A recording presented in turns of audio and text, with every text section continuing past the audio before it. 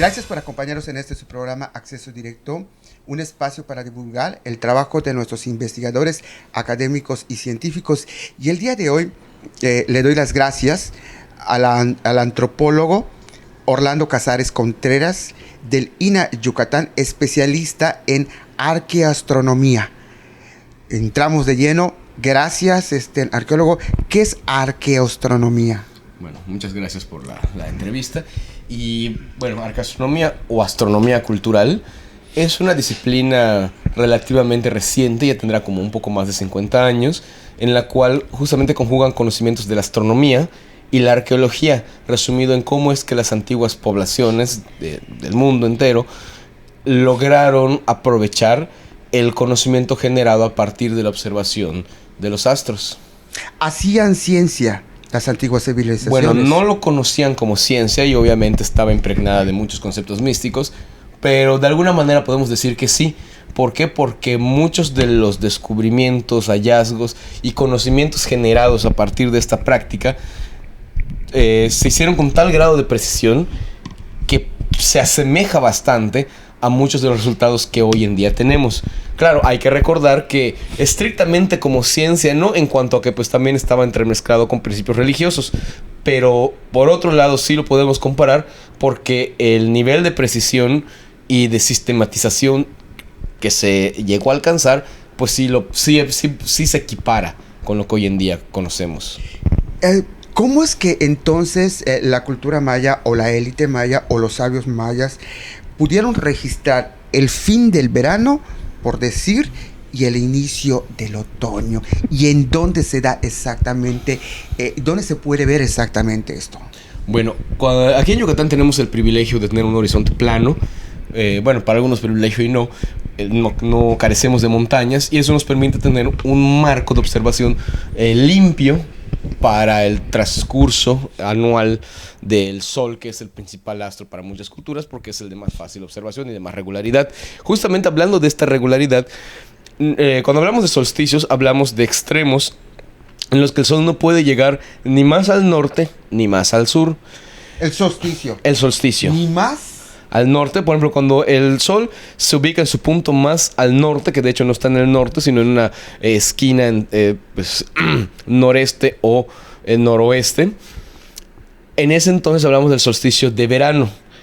En el trayecto anual, el movimiento que nosotros vemos desde la Tierra, porque hay que entender que en realidad nosotros somos los que nos movemos, pero bueno, en palabras y en visión de los antiguos mayas y los antiguos pobladores mesoamericanos, lo que ellos observaban es cómo el Sol se iba apareciendo y desapareciendo hasta llegar a un punto en el cual no podía alcanzar un extremo más al sur, que es lo que nosotros conocemos como el solsticio de invierno. En el primer caso que mencioné, más o menos ocurre en latitudes al norte, aproximadamente el 20-21 de junio, y el otro extremo, el extremo más al sur, que es el solsticio de invierno, aproximadamente entre el 21 y 22 de diciembre. Como cada una de las posiciones también se asocia con cambios en lo que es la temperatura, la exposición que nosotros tenemos en el Sol a lo largo del todo el día, obviamente hay un punto en el cual se va a encontrar en una mitad. No es exactamente una mitad entre los dos, sino en un punto en el cual la misma duración del día va a ser la misma de la noche, que es lo que nosotros conocemos como el equinoccio, que es un punto intermedio entre esos extremos. Estos tres puntos en la geografía que visualmente podemos ver en una planicie como Yucatán son los que definen las 4 estaciones, ya que en el movimiento tanto de verano hacia el invierno tenemos un punto intermedio que es el otoño, como del invierno al verano nuevamente tenemos el punto intermedio en marzo, que ambos más o menos ocurren 20-21, ya sea de septiembre, para el caso del equinoccio de otoño, o el 19-20 de marzo para el equinoccio de primavera. Es ahí donde se determina cuándo inicia el otoño y cuándo comienza el invierno. Más bien el transcurso, de donde empieza el otoño para el invierno, y del invierno para la primavera para el verano, y verano-otoño, y así volvemos a repetir el ciclo anualmente. Arqueólogo, fíjate que tenemos un gran cuestionamiento, ¿no? Entre los 19 y 21 de marzo, miles de personas van a Chichén Itzá a observar el descenso de Kukulcán. Son los únicos días en los que se puede observar este suceso arqueoastronómico relacionado con el equinoccio de primavera. ¿Solo en estos días se da? Muy buena pregunta. Originalmente se pensaba que sí, que solo en los días cercanos al equinoccio, tanto de otoño como de primavera, podía haberse descenso. Hoy en día, desde hace unos años, se cuestionó esa posibilidad, lo cual en la ciencia, cuando se cuestiona una posibilidad, más allá del enojo, abre más posibilidades. Es un momento sublime, por decirlo así, porque nos permite explorar nuevamente viejos conceptos que ya teníamos. Y respondiendo directamente a eso, lo que nosotros observamos es que va mucho más allá de esas fechas. Entonces, por un lado podemos plantear que no se limita al equinoccio. ¿No se limita al equinoccio? No, porque esta iluminación en diferentes triángulos, como se puede ver en la pantalla que tenemos detrás, va variando a lo largo de la fecha. Esto obviamente hace difícil que se limite a esa porque vemos que hay diferentes formaciones de triángulos que van desde 3, inicialmente de 2, de manera muy efímera. ¿Qué les parece si nos vamos a un corte comercial y regresamos? Y ahorita nos van a explicar que no solo se limita estos triángulos en el equinoccio. Regresamos.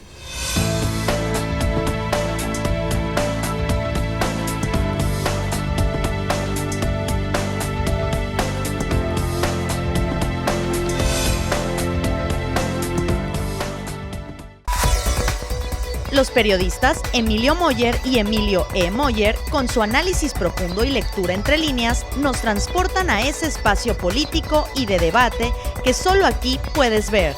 Primera plana por Teleplay. Viejos amigos en una nueva señal.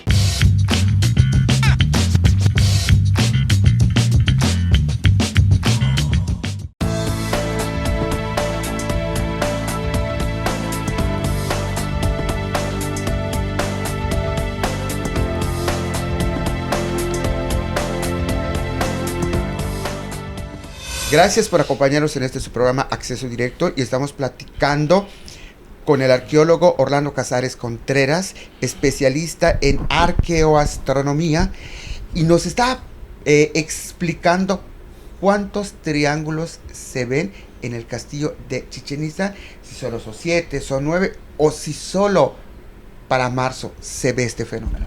Perdón. Bueno, como decía antes del corte, antes se limitaba esta opción a lo que era únicamente en equinoccios de otoño y de primavera, donde la gente, independientemente de las causas que lo motiva a visitar, pues iba, lo vislumbraba, pero a través de nuevas investigaciones y nuevos hallazgos se ha visto que es un ciclo mucho más amplio. Mucho más amplio. Comienza aproximadamente a mediados de febrero. Tenemos el registro del 12-13 de febrero. Como cada año varía un poco por el pequeño error que arrastramos del movimiento anual desde nuestro calendario, pues varía más o menos una fecha.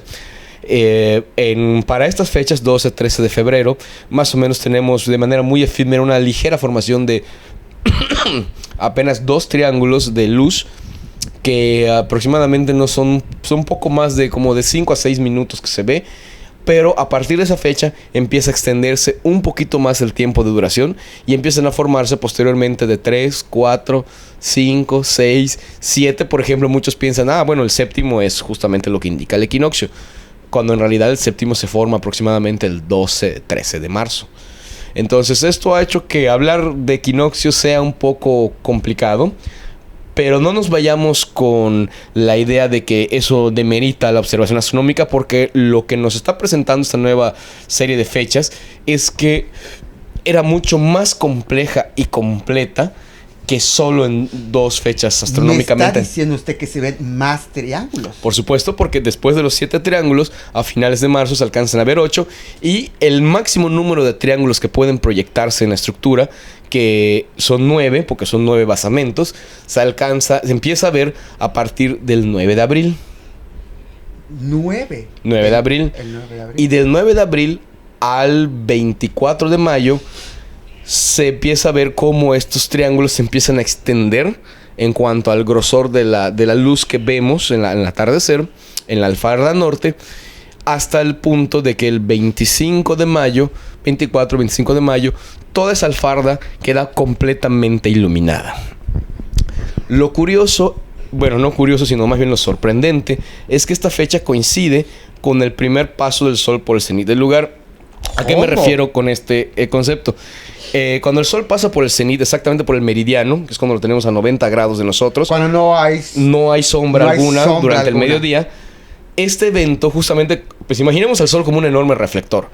Y con todo el calor que se genera, los que vivimos aquí sabemos la ola de calor que hay, genera una mayor tasa de evaporación y estando rodeados pues, por océano, esto anuncia, sobre todo en las regiones tropicales, la primera temporada torrencial de lluvias. Al 25 de mayo. Aproximadamente 24-25 en la ubicación geográfica de Chichén Itzá. Porque esta fecha cambia según la latitud. Mientras más al norte nos vayamos, la fecha se va haciendo más cercana a junio, hasta que ya no se pueda ver, que es cuando pasamos la latitud de los trópicos. O si nos vamos más al sur, se extiende todavía más. Por ejemplo, en el Ecuador, en las regiones ecuatorianas, el mismo día que pasa por el meridiano que no genera sombra es el mismo día del equinoccio.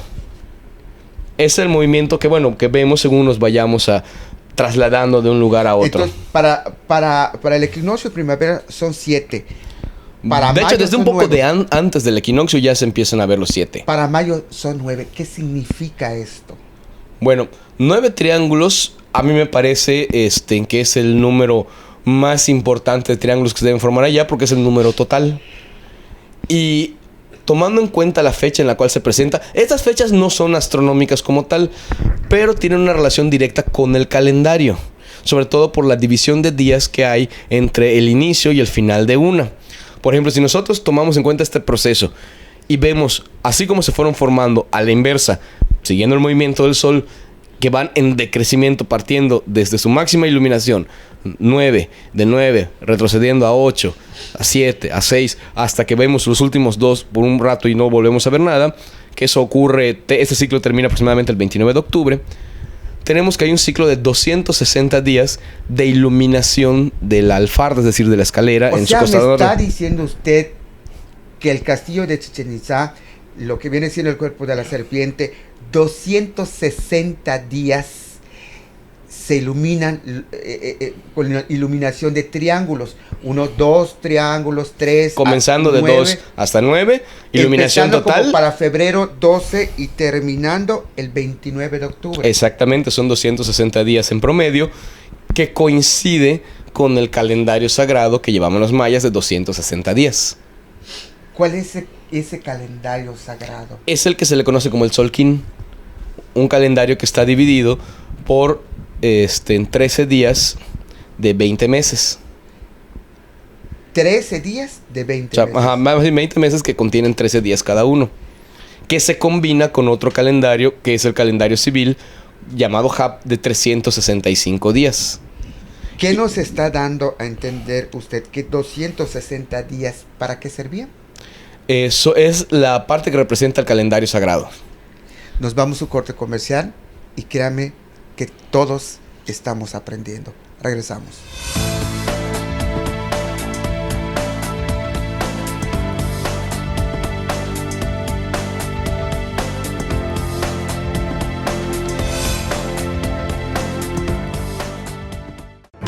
Las noticias más importantes de nuestra entidad con información actualizada y veraz. Solo las encontrarás con Freddy Heredia en Yucatán es Noticia. Por Teleplay. Viejos amigos en una nueva señal.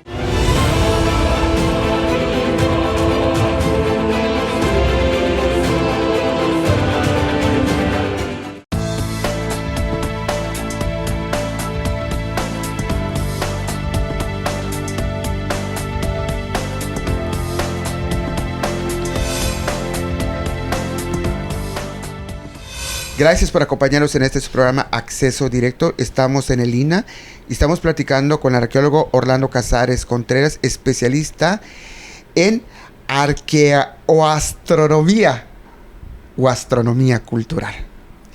Y obviamente ahorita nos está, la verdad, explicando que Chichén Itzá es más allá. del equinoccio, de los equinoccios, ¿no? Arqueólogo, este hallazgo arqueoastronómico, ¿qué nos dice?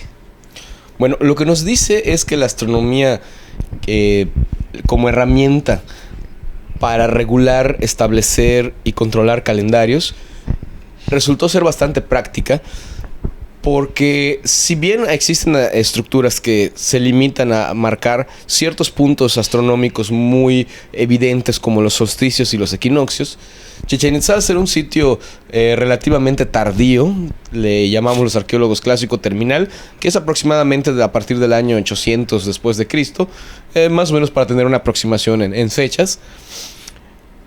Con el desarrollo de esta actividad se fue complejizando tanto que ya no solo se limitaban a marcar únicamente eventos clave en lo que es el horizonte, en este caso como los eventos astronómicos, sino que ya conociendo y dominando el movimiento de los astros, especialmente del Sol, podían hacer estructuras que mostraran un mayor grado de complejidad y que ya ajustaran el Sol a sus necesidades, no ellos ajustándose a lo que son los ciclos naturales. Y el castillo de Chichén Itzá representa uno de los ejemplos más claros de cómo lograron eso. Es decir, ya la arquitectura, desde los primeros trabajos de restauración y consolidación de la estructura, nos habían señalado su importancia calendárica por el número de escalones, el número de basamentos y otros elementos que se encuentran dentro de la misma. Y ahorita lo que vemos es cómo la astronomía refleja ese mismo patrón que ya se había encontrado en su propia arquitectura.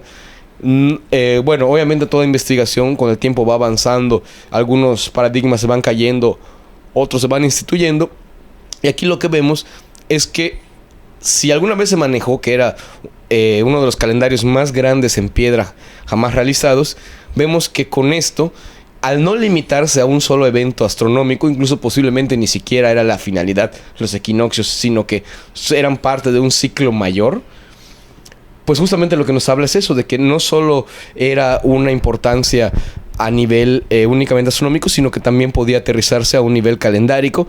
Y si nos vamos más allá, podemos ver esta relación que también tiene una incidencia directa con los ciclos de la agricultura, sobre todo en el norte de Yucatán, desde los registros históricos de crónicas indígenas hasta incluso en los registros etnográficos, vemos cómo hay más o menos un acuerdo, bueno, no un acuerdo, pero sí una cierta regularidad en que la época de las cosechas comienza con la preparación de los campos justamente a mediados de febrero, a veces a inicios, a veces a finales. Cuando empieza a verse. Exactamente. Y ahí se va desarrollando diferentes etapas del ciclo, diferentes tipos de cosechas, las cuales tienen su final a finales de octubre, principios de noviembre. Y el resto del tiempo, hasta que reinicie otra vez el ciclo, se dejan descansar los campos o son cultivos de menor impacto. Y que justamente estos ciclos también están sincronizados con lo que son las épocas torrenciales en las lluvias, sobre todo en el norte de la península, donde no tenemos ríos, y de alguna manera pues tenían que anticiparse a estas fuentes para aprovecharlas y poder justamente abastecer sus enormes ciudades. Y Chichén Itzá, siendo uno de los centros urbanos más grandes y más importantes del norte de la península, incluso de toda el área maya en su momento de apogeo, pues de alguna manera tenía que tener mecanismos con los cuales pues poder organizar todo ese gran poder y alimentar a toda su población, por supuesto. Y aquí vemos cómo la astronomía no nada más era la actividad para registrar movimientos de astros, sino vemos cómo esa actividad la aterrizaron para cuestiones más de carácter productivo, que obviamente, pues como están relacionados con sus calendarios, pues tienen ese toque también esotérico. Venus. Y aquí justamente ese astro tiene un papel muy importante. ¿Por qué? Porque si nos vamos con la fecha de cuando se forman todos los triángulos, acorde con los 9 basamentos, que es a partir del 9 de abril, del 9 de abril este ciclo inicia y finaliza, es decir, se dejan de ver los 9 y pasa otra vez a 8 a partir del 2 de septiembre. Entre esas dos fechas, el único evento astronómico que tenemos es el solsticio de verano. Pero aquí lo interesante es cómo a partir del 9 de abril al solsticio de verano hay un periodo de días que es exactamente el mismo del solsticio de verano al 2 de septiembre, que son de 73. 73 es un número calendárico muy importante porque permite unir el calendario sagrado con el religioso y con el movimiento de Venus. ¿Cómo está esto? Para que quede un poco más sencillo. Si usamos el múltiplo 73, vamos a ver que es el único capaz de dividir en 5 partes el año de 365 días. Y si este múltiplo lo extendemos 3 veces más, 219 días más, es decir, 8 veces 73, tenemos la cantidad de 584 días, que eso conmemora el periodo sinódico de Venus. Astronómicamente hablando, este periodo, que bueno, en la astronomía moderna sí podemos usar fracciones, los mayas no las conocían, no hemos tenido evidencia que las usen, es de 583.94 días, que es una cifra sumamente muy cercana a lo que es la cifra que los mayas usaban. Y justamente enfrente de la pirámide tenemos lo que se conoce como la plataforma de Venus, que tiene 8 glifos del signo de Venus. Si suponemos que Venus tuviera un valor numérico, el idóneo sería 73, porque al tener 8 representaciones de estrella, refiriéndose a Venus, por 73 tenemos los 584 días. Y es una plataforma que la tenemos exactamente enfrente de donde ocurre este evento en Chichén Itzá. Interesantísimo los datos que usted nos arroja. Y nada más para rápidamente decir, Venus sí tenemos registro arqueológicamente e históricamente que su movimiento se relacionaba con los ciclos agrícolas. Venus y su representación mitológica personificada como Kukulcán, que en el centro de México lo conocen como Quetzalcóatl. Venus para los mayas, ¿qué era? Bueno, Venus era un astro que tenía varias representaciones y varias funciones, no solo se puede limitar a una. Mayormente ha sido asociado con motivos de guerra, pero también se asocia con motivos de fertilidad, de agricultura y de temporada de lluvias.